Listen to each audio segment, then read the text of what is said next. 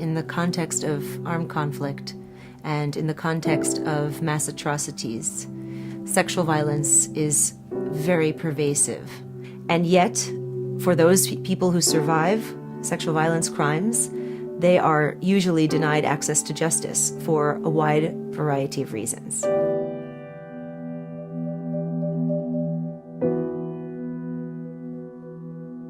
The International Protocol is a set of basic standards of best practice on how to document sexual violence as an international crime. The protocol does this really by setting out guidelines on how to recognize sexual violence as an international crime and what to do to document sexual violence in a way that is both effective and gathers the right kind of information, but critically is protective of the rights of survivors and their ability to access genuine justice. So the protocol covers three key aspects. One is, how do you recognize sexual violence as an international crime?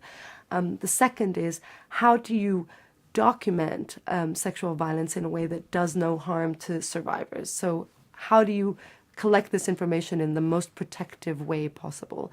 And then the third is, what methodology should you actually employ to document these crimes? You know, what documentation looks like in practice, in a mission, when you're out in the field.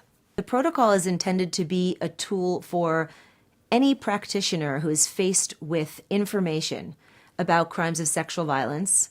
And it can be a medical practitioner who's the first responder in a situation on the ground. It can be law enforcement, whether international, criminal investigators, or domestic police. They can be human rights defenders, civil society organizations, prosecutors, lawyers, etc., all relating to both national and international practitioners.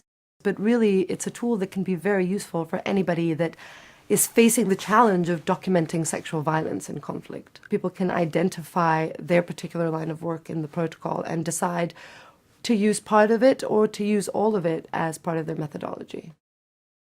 The protocol has been developed collaboratively. I think from the beginning it was clear that we needed to involve a lot of different experts in this process. We have a core group of experts from the international courts, national and international prosecutors, NGOs, UN agencies from various sectors. Also, we didn't want to just limit the consultation to those people who can be in London and Geneva and The Hague. So we developed a whole series of consultations at the field level because, you know, critically they're the ones that are going to use it. We did a series of field tests in the Congo, in Bosnia, also in Uganda and in Colombia.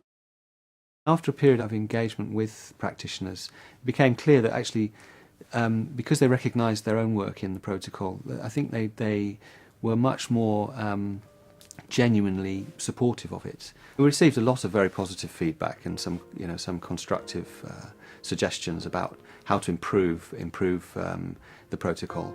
One is that we really need to ensure that while we're writing a set of international guidelines, that it's careful to be aligned with national and regional policy and so forth. The second really was around questions of security and safety for practitioners working to support sexual violence victims, and recognising that there are things that they can do to improve their own safety and security, one of which is around greater networking.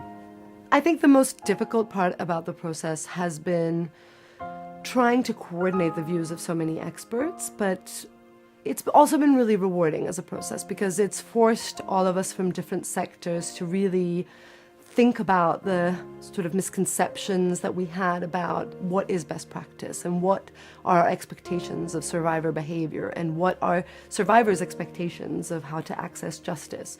And that's one of the key things I think of the protocol. It's not just to develop a methodology that can be used as a practical tool, but also that it sort of creates the basis for an ongoing discussion and becomes a tool that we can use to advocate for some changes in some of the things that we've identified as problematic in our field. This is a tool that's really required. I mean, improving investigation and documentation will start to address questions of impunity in the justice system, there's no doubt. But the other thing that's really important, I think, about the protocol is that as a process of engagement and consultation, it's really raised awareness of these issues amongst a broader audience, and we've been part of a broader conversation about what needs to be done to address impunity for sexual violence crimes, and I think the protocol and its subsequent implementation offers an opportunity to continue to have that conversation.